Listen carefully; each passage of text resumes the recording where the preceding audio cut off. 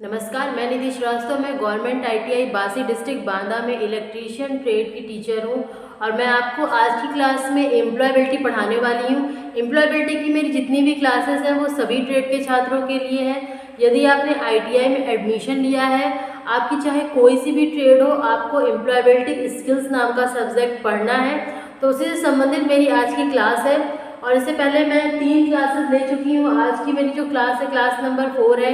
यदि आपने क्लासेस नहीं देखी हैं, मेरी जो पिछली 3 क्लासेस है वो आपने नहीं देखी हैं, तो उसका लिंक आपको डिस्क्रिप्शन बॉक्स में मिल जाएगा। और साथ में इस वीडियो के लास्ट में मैं एम्प्लॉयबिलिटी स्किल्स ऑनलाइन क्लासेस के नाम से एक प्लेलिस्ट होगी, वहाँ पे भी आपको एम्प्लॉयबिलिटी स्किल्स की सारी वीडियोस मिल जाएंगी। तो चलिए आज की क्लास स्टार्ट करते हैं। और आज की क्लास में हम डिस्कस करने वाले हैं व्यक्तिगत शक्ति विश्लेषण, यानी कि पर्सनल स्ट्रेंथ एनालिसिस।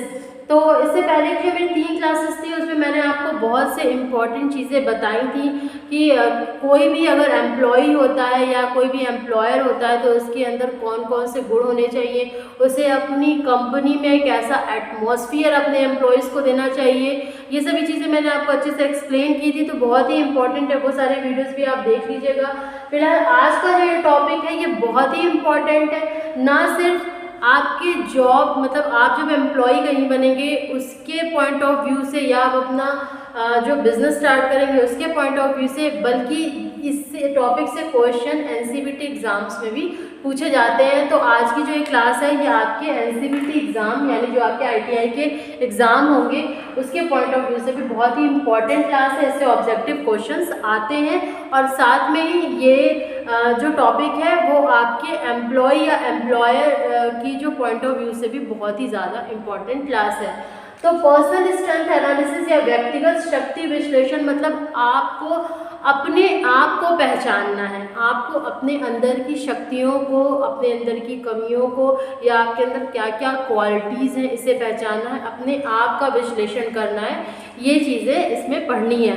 तो व्यक्तिगत शक्ति विश्लेषण या पर्सनल स्ट्रेंथ एनालिसिस के लिए जो एक चीज़ हम या एक जो टेक्निक यूज़ करते हैं उसको बोलते हैं स्वॉट एनालिसिस।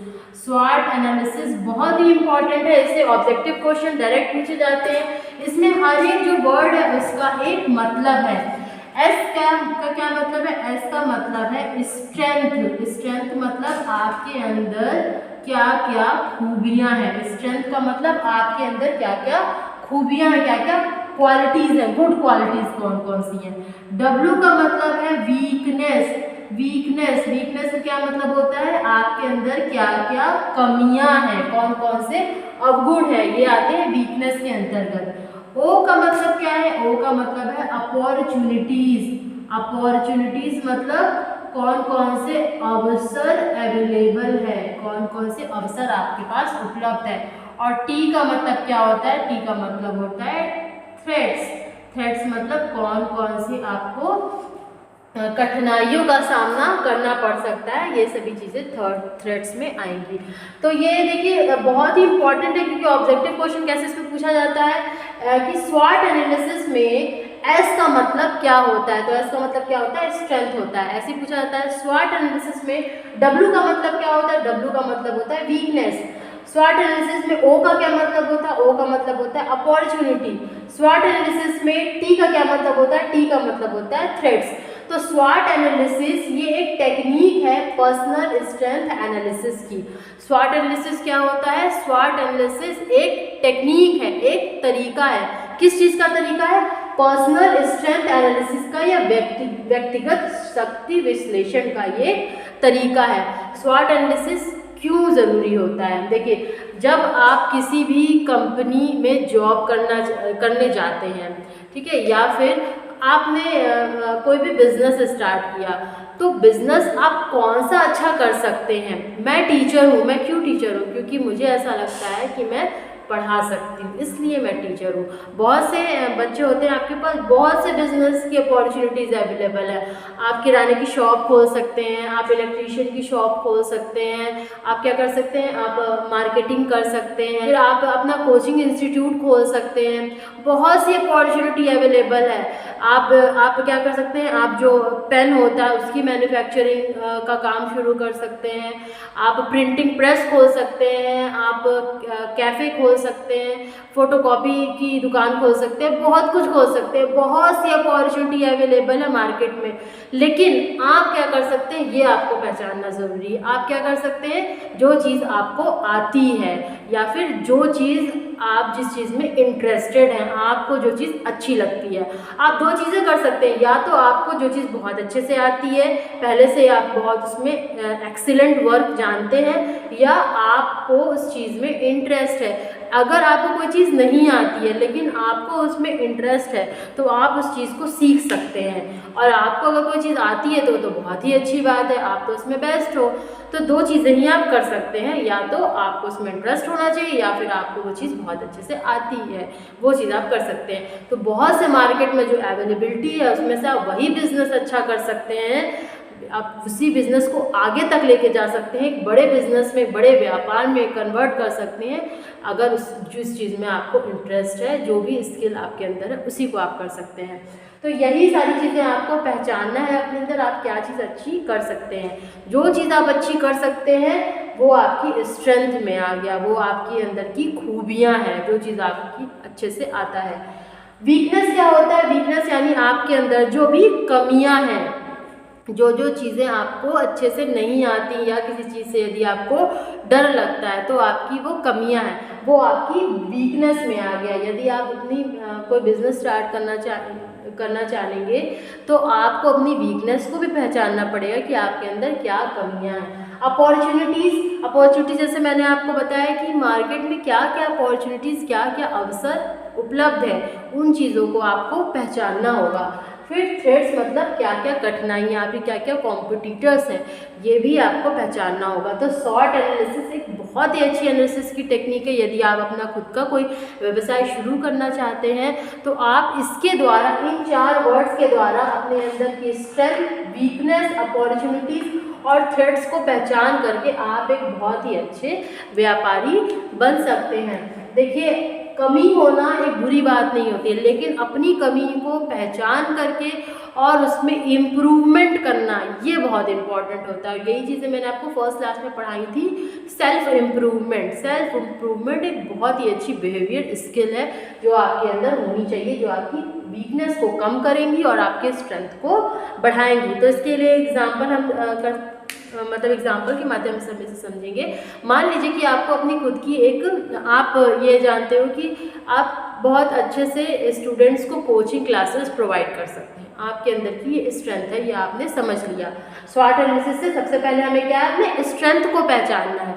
तो स्ट्रेंथ हमने समझ लिया क्या कि कोचिंग क्लास, मैं बहुत ही अच्छा एक कोचिंग क्लास खोल सकती हूँ क्योंकि मैं एक अच्छी टीचर बन सकती हूँ, मुझे ऐसा लगता है, और मैं बच्चों को पढ़ा सकती हूँ क्योंकि घर में मेरे छोटे भाई बहन हैं या फिर आसपास के पड़ोस के बच्चे भी हैं, जब भी वो आए हैं मेरे पास कुछ पूछने के लिए, तो उन्हें जो भी कुछ मैंने समझाया है उन्हें बहुत अच्छे से समझ में आ गया। मेरे छोटे भाई बहन भी, मैं जो उन्हें पढ़ाती हूँ वो बहुत अच्छे से समझ लेते हैं और अपने एग्ज़ाम में अच्छे नंबर लाते हैं, उन्हें कॉन्सेप्ट क्लियर हो जाता है। तो इस तरह से मैंने पहचान लिया कि ये मेरा स्ट्रेंथ है कि मैं एक अच्छी टीचर बन सकती हूँ, मैं अच्छे से पढ़ा सकती हूँ।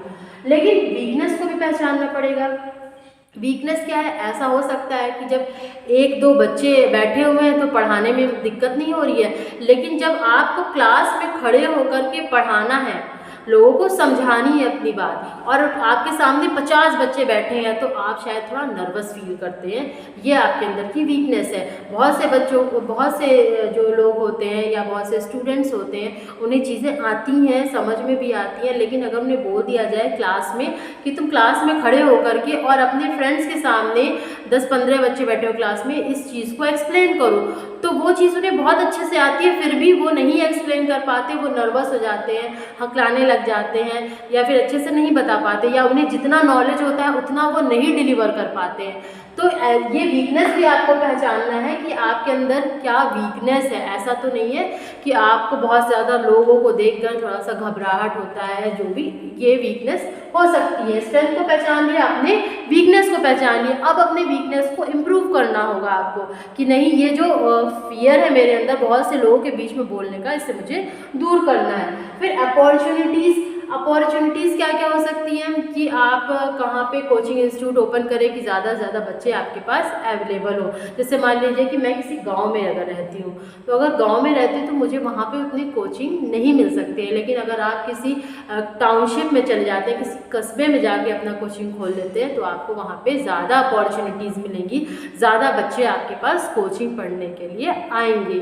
तो ये अपॉर्चुनिटीज़ को भी आपको पहचानना है कि कहाँ क्या क्या अपॉर्चुनिटीज़ आपके पास अवेलेबल है। फिर थ्रेट्स क्या होगा, अगर कोचिंग इंस्टीट्यूट आप खोल रहे हैं तो मान लीजिए कि पहले से ही वहाँ पे कई कोचिंग इंस्टीट्यूट हैं, आप तो नहीं हैं, लेकिन उससे पहले से ही कोई सर है जो 10 साल पहले से पढ़ा रहे हैं, उनका नाम सब लोग जानते हैं, तो वो आपके लिए क्या है, एक थ्रेड है, एक क्या है, क्या उनका आपको वो कॉम्पिटिटर है और उनका आपको खतरा है। क्या खतरा है? क्योंकि उनका पहले से कोचिंग इंस्टीट्यूट है, वो वहाँ पे सब लोग उन्हें जानते हैं, उनका नाम है पहले से, इसलिए ये आपको अपना बिजनेस स्टार्ट करने के लिए उनका कोचिंग इंस्टीट्यूट पहले से होना, ये आपके बिजनेस के लिए खतरा है। तो इस चीज़ को भी आपको पहचानना है कि जब आप अपना बिजनेस स्टार्ट कर रहे हैं तो उसमें आपकी कौन कौन से कॉम्पिटिटर्स मार्केट में अवेलेबल है, ये चीज़ भी आपको पहचाननी है। तो ये बहुत ही इंपॉर्टेंट टॉपिक है। सो ऑब्जेक्टिव क्वेश्चन कहाँ से बनता है ये भी मैंने बता दिया है, और शॉर्ट एनालिसिस हम बहुत अच्छे से समझेंगे।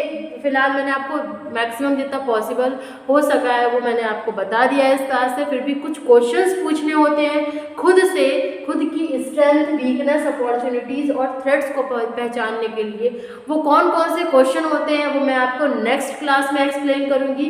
तो मेरी जो नेक्स्ट क्लास होगी वो भी स्वॉट एनालिसिस के बारे में होगी। बहुत ही इंपॉर्टेंट क्लास है, बहुत ही ज़्यादा ज़रूरी है आपको ये सारे क्वेश्चंस खुद से पूछना और इस टॉपिक को समझना, और साथ ही साथ एग्जाम के पॉइंट ऑफ व्यू से भी बहुत ही इम्पॉर्टेंट टॉपिक है। तो मैं आशा करती हूँ कि आपको इस वीडियो में जो मैंने स्वॉट एनालिसिस के बारे में बताया है सब कुछ समझ में आ गया होगा।